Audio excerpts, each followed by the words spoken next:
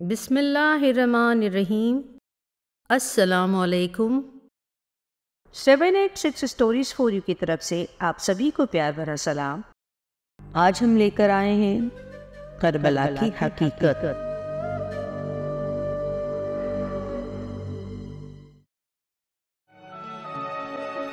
मुहर्रम की 10 तारीख आई। आपने यजीदी फौज के सामने खुतबा दिया। इमाम हुसैन ने दुश्मन की फौज से मुखातिब होकर फरमाया, ए लोगों, मेरी बात सुनो, जल्दी ना करो, मुझे नसीहत कर देने दो, अपनी आमद की वजह बयान कर लेने दो। अगर मेरा उज़्र माकूल हो या अगर तुम इसे कबूल कर सको तो ये तुम्हारे लिए खुश नसीबी का बास होगा और तुम मेरी मुखालफत से बाज आ जाओ। लेकिन अगर ये सुनने के बाद भी तुम मेरा उज़्र कबूल ना करो और इंसाफ करने से इनकार कर दो तो फिर मुझे किसी बात से भी इनकार नहीं है। इससे पहले कि तुम मुझ पर टूट पड़ो, मुझे जरा सी मोहलत दे दो। मेरा एतमाद हर हाल में सिर्फ परवरदिगार आलम पर है और वो नेकोकारों का हामी है।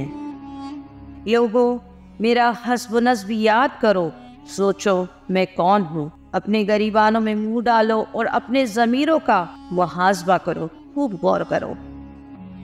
क्या तुम्हारे लिए मेरा कत्ल करना और मेरी हुर्मत का रिश्ता तोड़ना रवा है? क्या मैं तुम्हारे नबी की बेटी का बेटा नहीं हूँ? क्या हजरत हमजा मेरे वालिद के चचा नहीं थे? क्या हजरत जाफर मेरे चचा नहीं थे? क्या तुमने रसूल अल्लाह का ये फरमान नहीं सुना जो आप मेरे और मेरे भाई हसन के बारे में फरमाया करते थे कि ये दोनों जन्नत में नौजवानों के सरदार हैं?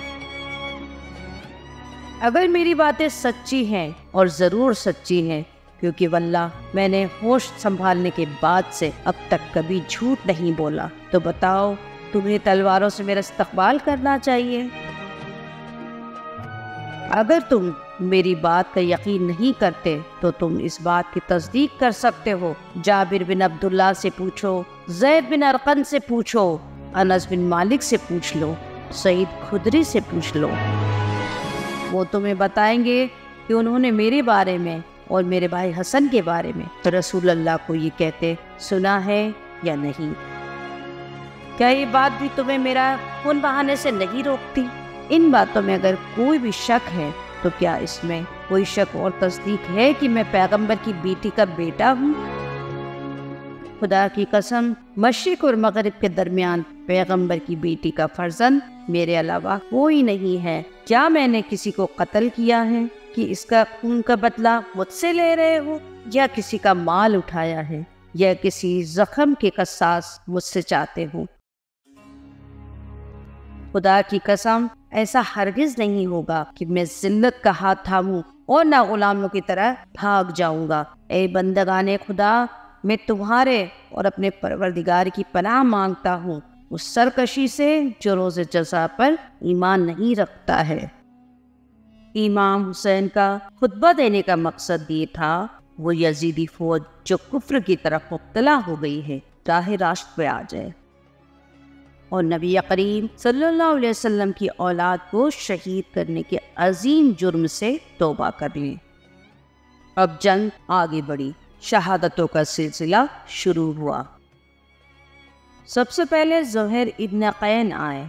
ज़ुहैर इब्न कैन ने कई लोगों को मौत के घाट उतारा। ज़ोहर की अजान की आवाज़ आई तो शिम्र से कहा कि मैं नमाज अदा करना चाहता हूँ। शिम्र ने नमाज की इजाज़त दे दी।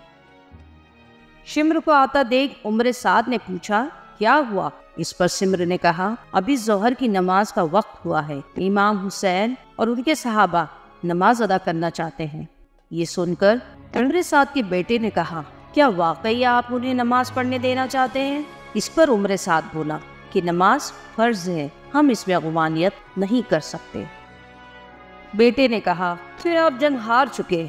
उम्र साद ने हैरानगी से पूछा, कैसे? उसके बेटे ने बोला, ये कूफी जो हमारे साथ आए हैं इन्हें मारने आए हैं, क्योंकि ये लोग समझते हैं कि हुसैन दीन से खारिज हो चुके हैं।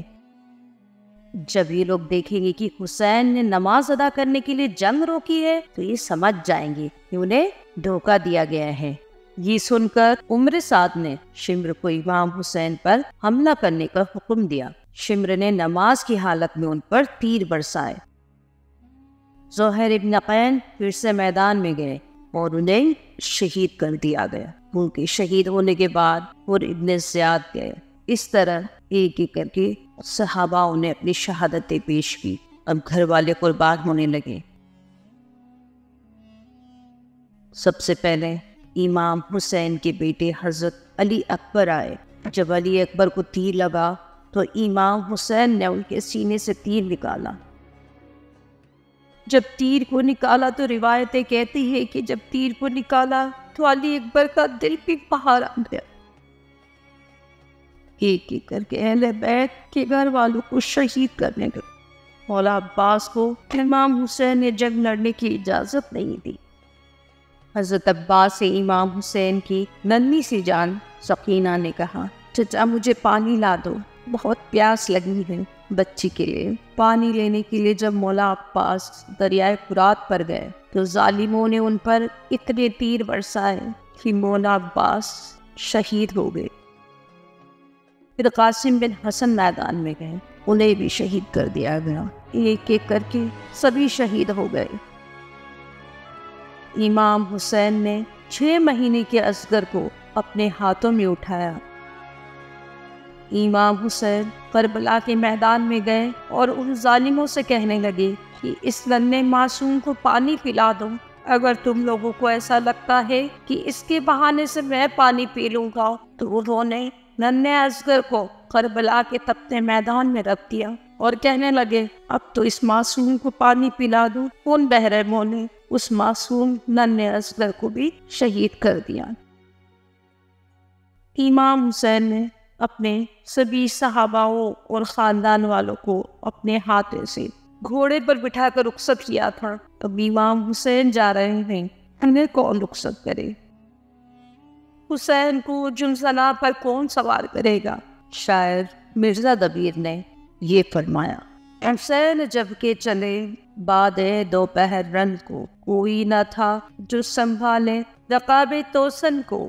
سکینہ جھاڑ رہی تھی ابا کے دامن کو، حسین چپکے کھڑے تھے جھکائے گردن۔ نہ آسرا تھا کوئی شاہ کربلائی کو، فقط بہن نے کیا سوال بھائی۔ اب امام حسین مقتل میں جا رہے ہیں، بیویاں تنہا ہو رہی ہیں، اب وہاں صرف عورتیں اور چھوٹے بچے رہ گئے۔ امام حسین میدان میں پہنچے۔ 3 دن کے پیاسے حسین نے تلوار نکالی، کسی کی ہمت نہ ہوئی حسین کے قریب آنے۔ حسین نے تلوار میان میں جیسے ہی رکھی، فوجیں پلٹ کر واپس آئی۔ فوجوں نے حملہ کر دیا، کسی نے تلوار سے وار کیا، کسی نے تیر مارے۔ امام حسین زخمی ہو گئے۔ عصر کی نماز کا وقت آیا، حسین گھوڑے سے گر گئے، سجدے میں سر جھکایا۔ فوج کو لگا امام حسین شہید ہو گئے، لیکن کسی میں اتنی ہمت نہیں تھی کہ پاس جا کر دیکھتے کہ حسین زندہ ہے یا نہیں۔ شمر نے کہا ایک ترکیب ہے پتہ کرنے کی کہ حسین زندہ ہے یا نہیں، گھوڑوں کو خیموں کی طرف دوڑاؤ، وہاں بیویاں اکیلی ہیں۔ جب گھوڑے خیمے کی طرف دوڑائے گئے، امام حسین نے کہا اے فوج بے حیا، حسین ابھی زندہ ہے، خیموں کی طرف نہ جاؤ۔ امام حسین نے اپنی نماز اس حالت میں بھی ادا کی۔ ان ظالموں نے بے رحمی سے امام حسین علیہ السلام کو شہید کر دیا۔ ان سبھی شہداؤں کی گردنوں کو کاٹ کر نیزے پر لٹکایا اور گھوڑوں کو ان شہیدوں پر دوڑایا۔ ان ظالموں کے دلوں میں نہ رحم باقی تھا نہ ایمان۔ کربلا کی یہ خوفناک حقیقت جسے پڑھتے پڑھتے میرے آنسو جاری ہو گئے۔ اس درد بھری داستان کو آسانی سے پڑھ کر بیان کرنا میرے لیے بہت مشکل ہو رہا تھا۔ کیا اس طرح سے ہمارے نبی کی نواسے کو شہید کر دینا صحیح تھا؟ کیا ہمارے آخری نبی جس کا ذکر ہر آنے والے وقت کے پیغمبروں نے کیا، اللہ کے چہیتے نبی، اور خاص کر ہم ان کے امتی ہیں، ہم دعویٰ کرتے ہیں سنتوں پر چلنے کا، دعویٰ کرتے ہیں نبی کی محبت کا، ان کے خاندان سے وفا نہیں کی، ان کی عزت نہیں کی، اہل بیت کو رسوا کیا گیا۔ اب بھی وقت ہے ہم مسلمانوں کے لیے، یزیدی نہ بنو، توبہ کر لو اور اہل بیت سے محبت اور ان کی عزت کر لو۔ کیا کربلا کی داستان یا کربلا کی حقیقت یہی تک تھی؟ بی بی زینب اور معصوموں کا اور ان بیویوں کا جن کے شوہر کربلا کے میدان میں شہید ہوئے تھے، ان کا کیا ہوا ہوگا؟ کیا ان سب کی شہادت کے بعد سب حالات ٹھیک ہو گئے ہوں گے؟ بیویوں اور بچوں کے ساتھ یزیدی فوج نے کچھ نہیں کیا ہوگا؟ ہمارے اگلے ایپیسوڈ میں دیکھیے کہ بیوی اور معصوم بچوں ان صحاباؤں کی بیویوں کے ساتھ یزید نے کیا کیا۔ تب تک کے لیے اللہ حافظ۔